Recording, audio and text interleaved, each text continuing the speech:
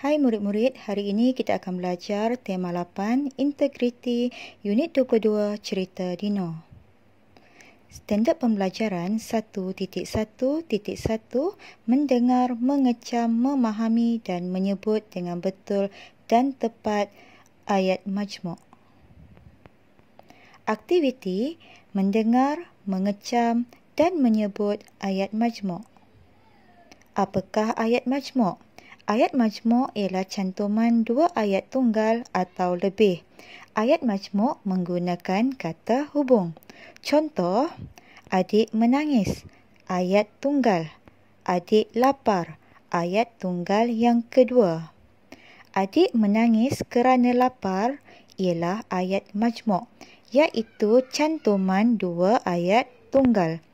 Kerana merupakan kata hubung. Selain daripada kerana, kata hubung yang lain ialah dan, sambil, tetapi, lalu, walaupun dan banyak lagi. Baiklah murid-murid boleh lihat buku teks muka surat 64, Unit 22, Anak yang Baik, Mendengar dan Bertutur. Aktiviti mendengar, mengecam dan menyebut ayat majmuk. Cerita Dino. Baiklah murid-murid, kita akan baca cerita Dino ini bersama-sama. Hai kawan-kawan, nama saya Dino. Saya anak bongsu dalam keluarga, tetapi saya tidak manja. Ibu dan ayah mahu saya menjadi anak yang berjaya. Oleh itu, saya akan belajar bersungguh-sungguh supaya berjaya dalam pelajaran. Ibu serta ayah pasti berbangga akan saya. Saya membuat kerja-kerja rumah tanpa disuruh oleh sesiapa. Setiap pagi, saya mengemas katil sendiri kerana tidak mahu menyusahkan ibu. Saya juga membasuh pinggan mangkuk selepas bersarapan, makan tengah hari atau makan malam. Saya sayang akan semua anggota keluarga saya. Saya sayang akan ibu, ayah, abang, kakak dan adik.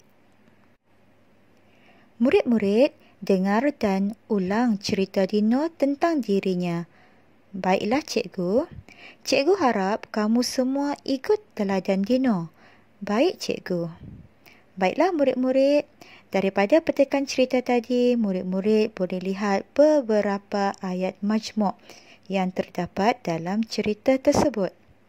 Kita lihat perenggan yang pertama. Ayat majmuk yang pertama ialah saya anak bongsu dalam keluarga tetapi saya tidak manja. Kata hubung dalam ayat itu ialah tetapi. Seterusnya kita lihat perenggan yang kedua.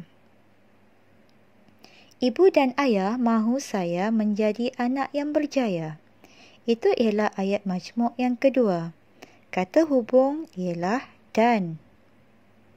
Di dalam perenggan yang kedua juga ada ayat majmuk, iaitu saya akan belajar bersungguh-sungguh supaya saya berjaya dalam pelajaran.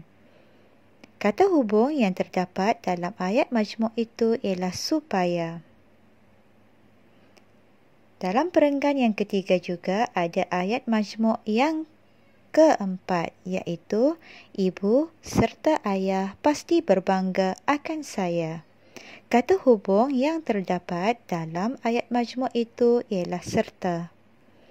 Baiklah murid-murid, kita lihat pula perenggan yang ketiga. Ayat majmuk yang terdapat dalam perenggan yang ketiga ialah saya mengemas katil sendiri kerana saya tidak mahu menyusahkan ibu. Kata hubung yang terdapat dalam ayat majmuk itu ialah kerana. Seterusnya, ayat majmuk di dalam perenggan yang keempat ialah saya juga membasuh pinggan mangkuk selepas bersarapan, makan tengah hari atau makan malam. Kata hubung yang terdapat dalam ayat majmuk itu ialah atau. Baiklah murid-murid, kita lihat perenggan yang terakhir. Apakah kata majmuk? Apakah ayat majmuk yang terdapat di dalam perenggan yang terakhir? Ya, Saya sayang akan ibu, ayah, abang, kakak dan adik. Kata hubung yang terdapat di dalam perenggan yang terakhir ialah dan. Baiklah murid-murid, sebagai latihan pengukuhan, murid-murid diminta menjawab buku aktiviti muka surat 69. Sampai di sini sahaja pelajaran kita pada hari ini. Sekian, terima kasih. Jumpa lagi.